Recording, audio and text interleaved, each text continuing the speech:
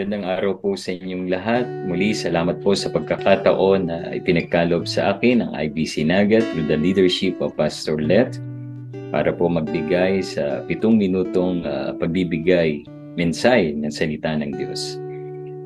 Alam niyo po ngayon ay kung di niyo po pa aware na mayroong nang nagaganap na giyera sa Israel kung saan ay inaatake po ang Israel ng mga Hamas terrorists.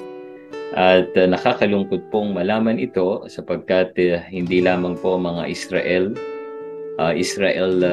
citizen ang nadadali, pati na po mga civilian, kasama na po diyan ang mga bata, ang mga matatanda at maging po ang mga may sakit.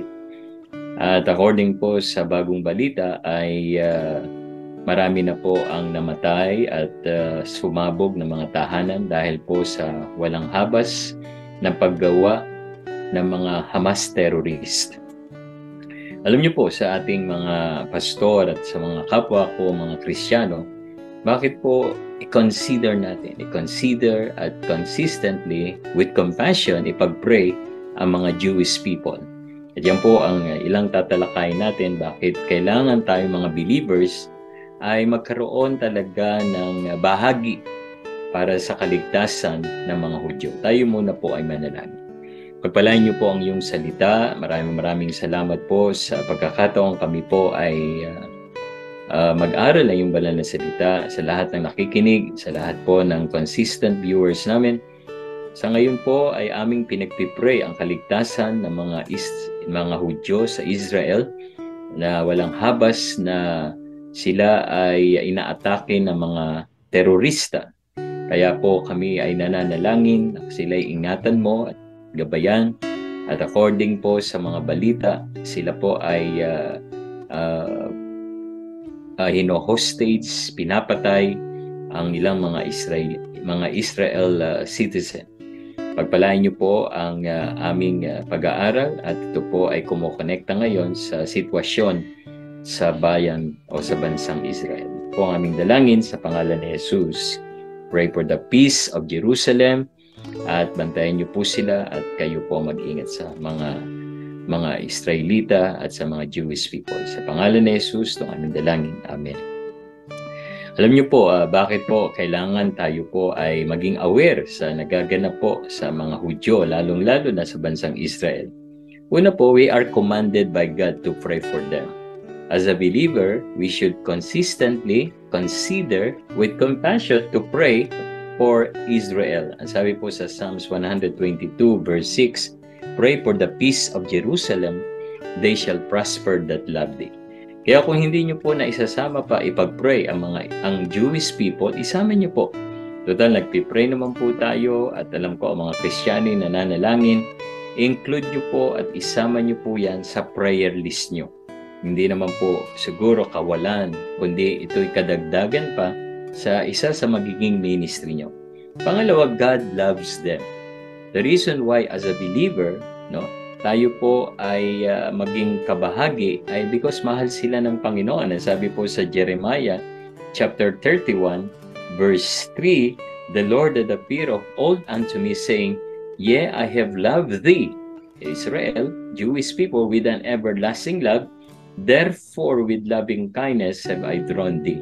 So, nandun po yung pag-ibig ng Diyos, ng Abraham, Diyos ni Abraham, sa mga Jewish people. Pangatlo, God's blessing is upon those who pray for them. Ang ibig po sabihin ng blessing, spiritual blessing. Dahil po sa kanila, nagkaroon po tayo ng tagapagligtas, si Jesus Christ.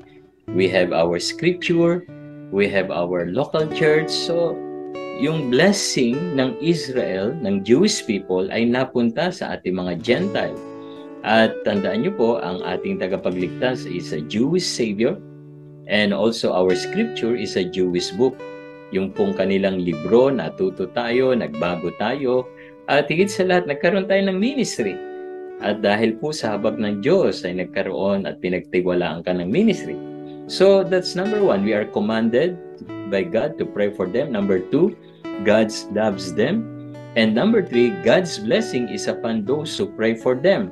Of course, number four, It is God's will that they be saved.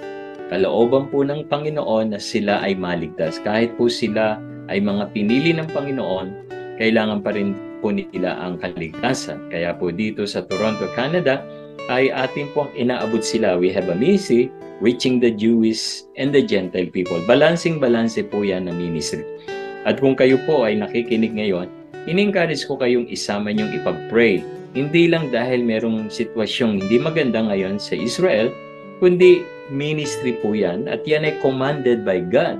Yan po ay mandato ng Panginoon. At kapag hindi po natin nagagawa yan, nakakalimutan po natin ang isang mahalagang mandato, which is i-reach out po hindi lamang mga Gentiles, kundi ang mga Jewish people. Patunayan po dito sa Toronto at Phila Baptist Church, purihin ng Panginoon, meron na po tayong isang Hudyo na faithfully, consistently na dumadalo. Ang pangalan niya po ay Eva Hudson. Siya po ay willing na magpabautismo na rin. Kaya maraming pong salamat sa inyo at patuloy nyo kami pag-pray dito sa Toronto, Canada. Salamat po sa lahat na nag-pray at nagpa-partner, sa mga pastor o missionary na nakikinig. Tayo po'y manalangin. Abba Father, God of Israel, pinapanalangin po namin ang mga Hudyo, ang Israel, lalong-lalo na sa kalagayan nila ngayon. Magpadala po kayo ng kapayapaan at alam naming hindi mo pababayaan ang mga Hudyo sapagkat ang protection mo at ang pangako mo ay laging nasa kanila. At kami naman mga Gentile believer ay dapat din namang maging kabahagi, i-consider namin with consistently and with compassion to pray for Jewish people. Maraming salamat sa iyo. Ito po ang aming dalangin sa pangalan ni Jesus. Amen at amen. Maraming pong salamat sa inyo at pagpalain po ng Panginoon ang ministry ng IBC Naga at sa lahat ng mga pastor at sa lahat ng nakikinig. God bless us all. Thank you.